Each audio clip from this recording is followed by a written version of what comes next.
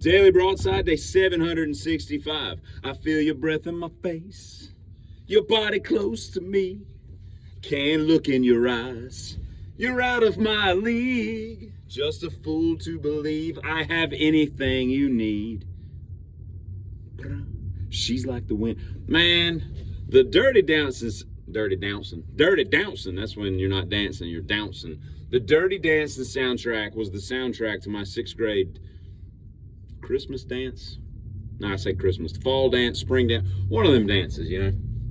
And I mean, some teacher must have gotten that crap for Christmas or something, or a birthday or something, because she came, they put that CD on just a loop for 3 hours. That's all we listened to was Jennifer Warnes, Bill Medley, Bobby Hatfield, whichever one it was. I think it was Bill Medley. The Ronettes, Eric Carmen, old Patrick Swayze, you know, doing his thing from a song he wrote in 84. This was 87. He'd been holding on to that damn song for quite a bit. And I'm impressed. I mean, Patrick, it's not a bad tune as far as melody goes. I'm not saying he's the best singer to sing it, but damn if he didn't do it. I'll say this. He came into that damn studio and he was like meeting with the producers, and they're like, so what are we doing here? He's like, well, you're Johnny. You're going to be like a Catskill resort dance instructor, you know, wearing leather, but you'll have everything except a motorcycle, right? You just be like the coolest dude on campus, right? And you have some improprieties with some really, really young girls that 30 years later we're going to look at kind of strangely that we allowed that, but that's what happens. You know, there's some abortion stuff going on, and he's like, what? He's like, do you need me? I mean, I'm in. You had me at hello, right? But do you need me to, like, do you need a song for the soundtrack? He's like, no, we got this. He's like, no, say less, fam. I got you. I wrote a song 3 years ago, and it's about having your breath in my face. And they're like, well, Patrick, we don't really need your breath in our face. And he's like, how about your body close to me? He's like, we damn sure don't need your body close. We just need you to be Johnny, the tough guy in a leather, you know, popped collar, you know, thing going on. He's like, no. Just hold what you got. And he goes and he cuts that demo and he polishes it up, you know, just shines it like a diamond found in a mine, you know, in the De Beers diamond mine in Anchorage, Alaska, or wherever the hell they're from. Or is De Beers the one in South Africa? I can't remember. All diamond industries are evil empires. Look into it.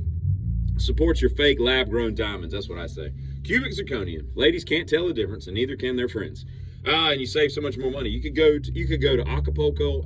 I'm from North Carolina. Acapulco. I don't know how to say that word, nor do I know where it's at. I think it's south of here.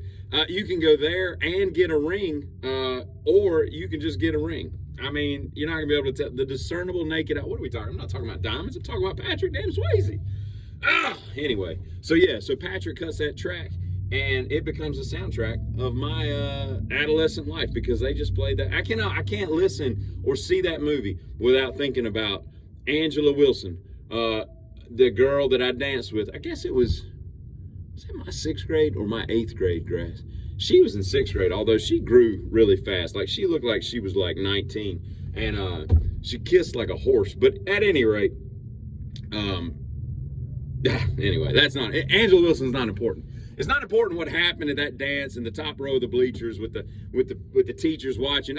You two 6 feet apart. You know, the 6th and the 8th grade dances, they were COVID before they were COVID. Everybody had to dance like with your genitals like facing out. It was TP dancing. It was tent dancing. Man, I'm on something today. So anyway, yeah. And while we're at it, it has nothing to do with anything. But Matt Hafey, phenomenal guitarist. I like Trivium a lot. I like his like the stuff he does on YouTube and whatnot. And speaking of YouTube, if you're watching this on the YouTube platform, this is my 900th video. It's probably like 850 or something on TikTok, but 900 videos. I'm almost to 1,000. And yet, I keep doing this nonsense. But Matt Hafey, I like him. He's a good guitarist. He's got great tattoos. He's a really good jiu-jitsu practitioner. But I gotta tell you, that double guitar strap where it looks like he's wearing like some kind of European handbag for men, I don't like it. I never get used to it. It just looks stupid wrapping a guitar strap around the body of a guitar. So I don't know. And I'm on to something, I think. I ain't tried it out yet, and I'm sure somebody's done it somewhere. But it just popped into my head the other day, and I was like, you know, I was thinking about fondue and fondly. Actually, less than fondly, because I've been to a fondue restaurant and that was a stupid, overpriced, ridiculous experience. You know, you end up eating like 11 ounces of food and it costs you $87 a person, and you have to do all the cooking. You know, you're sitting there dipping fish into oil and marshmallows into chocolate. I mean, come on. But anyway, I think that tortilla chips You know, you don't be putting like sour cream and onion chips or, you know, tortilla chips, right? Just plain tortilla chips, not Doritos, but just plain, you know, restaurant style or whatever, dipped in chocolate, like melted chocolate. I think that would be a really good thing to do. Now, again, I'm sure somebody somewhere in a country of 350, 60 million people have done this before, but it occurred to me for the first time, so I'm passing it on to you in case you haven't said it. And while we're talking about saying things, I don't like, you know, I like living in the South. It's cool. We're all polite, you know, compared to the northern part of the country. At least that's what I hear from everybody that comes down here. But I will say there's one thing I don't like about the South that they do up north, that when my northern cousins and all my family comes down, they kiss you hello. A little kiss on the cheek, sometimes on the lips. Well, it's a little weird, but it's cool. There's something something very comforting about kissing somebody hello. Just a cheek, hey, you know, like that. We don't do that down here. We shake hands, you know. We might pat each other on the ass in a sporting event. I don't know, but we damn sure aren't kissing each other. And I think kissing hello would kind of mend some ills in the world. I think it would allow us to be a little bit better. So I'm just throwing that out there to everybody in the South. Let's start kissing each other on the face, because some of y'all's lips, there's a lip fungus we ain't identified, Clark. You know what I mean? So there's the Griswold factor going on. So we ain't just going in for the lips.